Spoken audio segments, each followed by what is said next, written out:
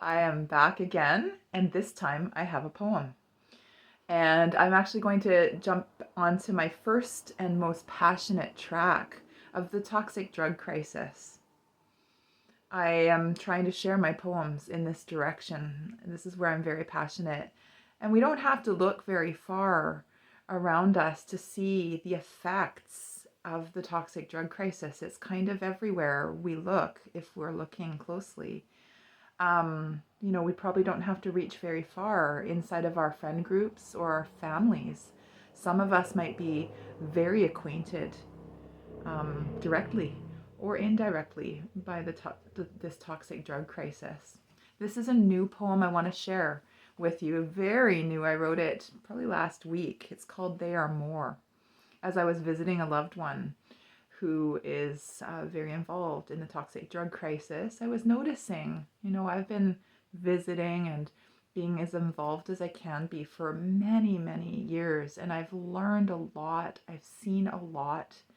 It's a tough growing, it's a tough engaging. But I've learned a lot, and I'm not saying I'm perfect at it. I'm still learning, I'm still growing, but I want to share whatever I have to share. Um, and learn whatever I have to learn in how to love well and how to understand this particular topic well. So when I was recently visiting, I was noticing that, and I've had some conversations in this direction as well. So I've been noticing it for a while, noticing that there could be a lot more offered to people who are using drugs in terms of kind of seeing them as more than just drugs. Yes, they're using drugs in very destructive ways that are destructive to them and to the environment around them. That's clear, sure. Of course, there's so much more under the surface there as to why, but there's also so much more around kind of how we see them and what kind of people they are and what they have to offer and how we can connect to them in a way that sort of sends a message that says, you don't have to stop using drugs for us to see you as valuable, as an important person, as someone who has more to them than just this. And I'm actually really going to be leaning into this very thing in the next while, just in my own personal life and some directions that I might be trying to kind of maneuver into to see what might be there. So stay tuned. It's still all kind of just brewing inside of me right now. So I'm definitely praying about it. But I do want to share this poem just to invite you into this space that I'm sitting in of pondering, like, what could be done in the place of possibility? I just wrote a poem, I think I shared it too, that I actually performed recently at a fundraising gala for a youth center that works with at risk youth and street entrenched youth. I wrote this poem called The Place of Possibility. And so I was sharing this place that I was seeing of what's possible in the future. And that's what that poem was about. But this poem really is actually just my sharing with you also that I think there's this place of possibility of where, like, what could happen if we could see more in these wonderful people who are just like us, but are using drugs in ways like, we might be doing other things that are not very healthy, not very cool, but they're a little bit more socially acceptable, and maybe they help us, maybe they don't bring us to poor functioning quite the same way that drugs do, you know? But anyways, I'm kind of going around in circles right now. I think they're good circles, but I'm going to just settle in and share this poem with you called They Are More. How close can you come before you want to run, flee the scene? It's hard to take. It takes courage. Most want to shut it out. But what do you see if you dare lean in, take stock of the portrait spilled out before you?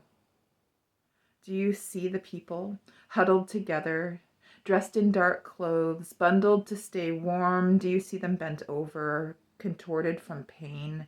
It's plain to see that this is a travesty, such hard lives. Do you see hopelessness?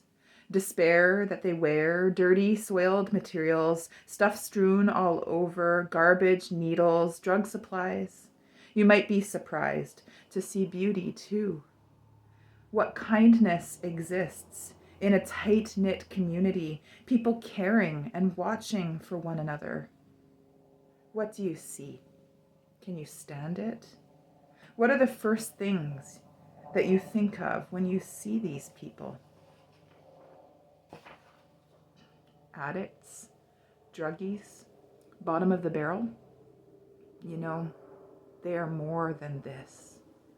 They are more than the traumas they've lived through and the ways they cope just to survive, stay alive. They are more. They are sons and daughters, humans, precious children with families. They are brothers and sisters, mothers and fathers, friends, humans. They are brilliant, compassionate. They are artists, poets, musicians. They are dreamers, thinkers, visionaries, and outside the boxers. They may have been athletes and professionals. They may have served our country. They may have hidden talents and passions. What do you see first?